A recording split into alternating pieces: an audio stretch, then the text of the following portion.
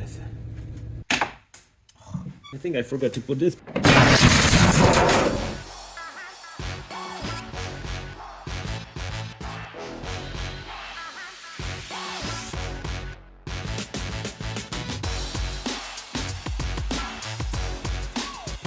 We need to get rid of the rack and pinion. So there we go. Apparently this thing should remove ball joint very easy.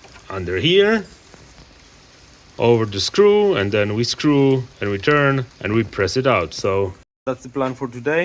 I will try to remove both sides. Today I just want to prove that this thing is actually working. And if it's working, it's good. If it's not, I will have a night to think about it, what to do about it. There are some people which would say just use a bigger hammer, but I'm not there yet. Probably want to have it as parallel as possible.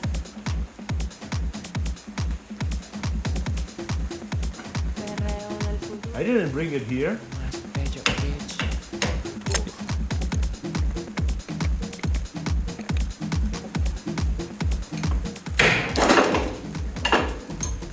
I hope it was recorded.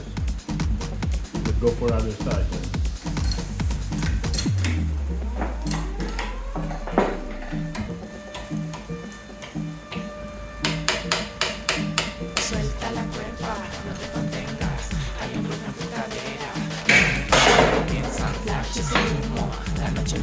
That was easy. Maybe should I say it was easier than other side. But I'm pretty impressed anyways. It works. I think it's 30 bucks, the price on the screen.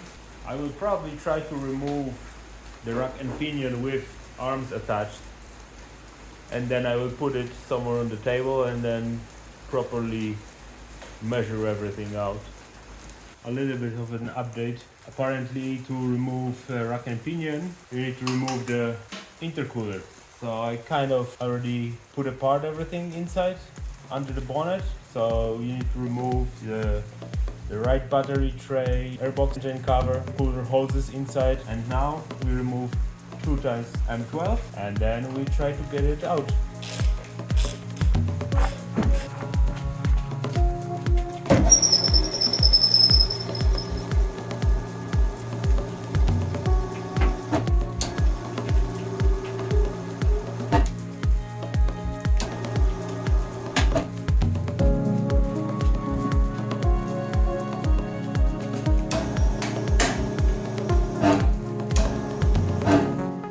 The fight is tough.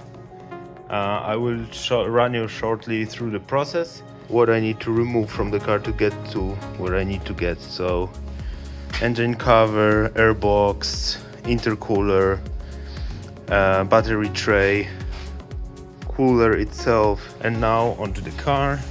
That's where we are at. You see I have a rack and pinion already kind of loose. It's just hanging on this one screwdriver, so it's not dropping. And yeah, removing this bolts, it's just a matter of a lot of force. So take a big breaker bar and be ready, because you will need it. And then I remove all these bolts because I cannot remove the power steering hoses. There are like 2 hoses. One is the high pressure side, one is the overflow side, which goes back to the container. And now I'm unscrewing steering column. It's everything extremely tight packed. It's not complicated to do. It's just for every screw you need some kind of a special tool which allows you to get to it. Hey guys, another day, fight on the getting a rack and pinion out. There is a success. I managed to release steering column connection to... Do you remember this big hammer? Yeah, I used that one. A little bit of force is what it needs. So you are exactly laying there where it's dripping down. If it's dripping exactly on your face, it means that you are in the right spot. Just smash it down with the big hammer. There you go. And you can forget about seeing anything. When I start finally hammering, I couldn't see anything, but I could actually feel that there is progress. Later, you can kind of get through this area. You need to find your spot. You have this guy here. This is a steering column. I hope I don't need to remind you if you didn't watch before, or you want to make sure that you kind of lock your steering wheel in the stride-on position. In my case, with the seat belts, you just pull them out, wrap them around 2 times around the steering wheel, and then lock them in place. So you don't want your spring cable in the steering wheel accidentally turn too many times one direction. Now I'm fighting with 2 pipes. The bottom pipe is high pressure side, top is return side. You need to be careful because once you start turning, it will turn with the pipe. So you need to hold the pipe. You are holding this gently, don't squeeze. You feel your 17 mil spanner. Probably are able to go like 1/10 of a turn at once, and then you're there. It's almost done. Let's get cracking. Slow and steady win the race. One more to go. Take a look on that. Nicely dripping in the bucket. Removing it from the car I will probably save to another day when I can get somebody to help me. I already dropped the front diff. That should give me necessary space. Hey guys, day of extraction today. I have a help from a friend. So we managed to get the rack out. So what you want to do, you want to remove the rack through the right hand side. That's the way to go. There it is. But my friend came around to help me and we get the rack and pinion out. I put some temporary plugs inside. Already clean a little bit with the brush to just investigate the general state of this thing. Yeah, so now I will take this clamps off. I'll take this clamps off. I will measure stuff around and then put it in the box and send it for regeneration. We'll see what they say about all this corrosion here. Maybe it's not worth it at all, but we'll leave it to experts to decide.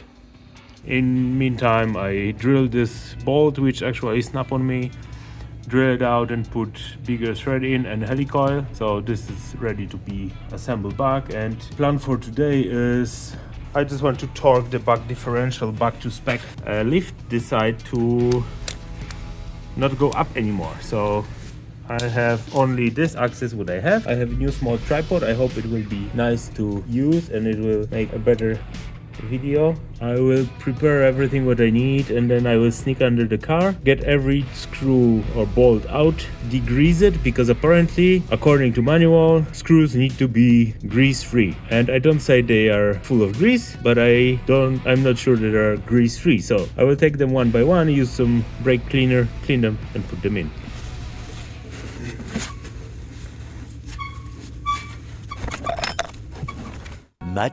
Much later. Like a ninja. Manual said 60 Newton-meter.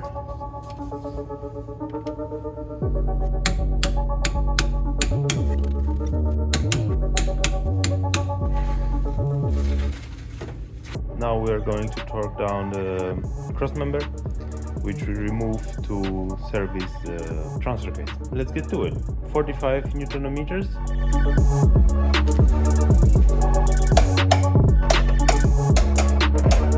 So that will be it about torquing this crossmember. Now I have one more thing which I want to do today. When we were troubleshooting the all-wheel drive, we were checking as well the front sensor here, or switch on the front axle in the front differential. We unscrew it and we didn't put the new crash washer underneath. We're going to unplug it, unscrew it, probably drain the rest of the oil from the differential.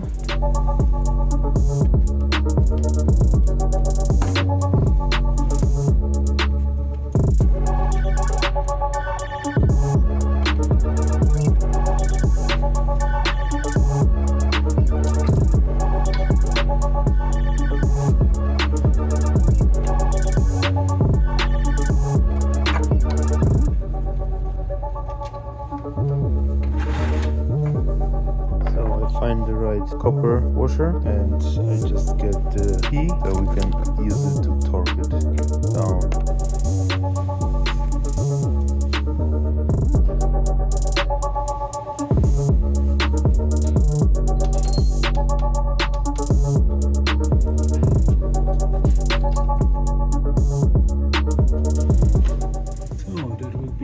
for today.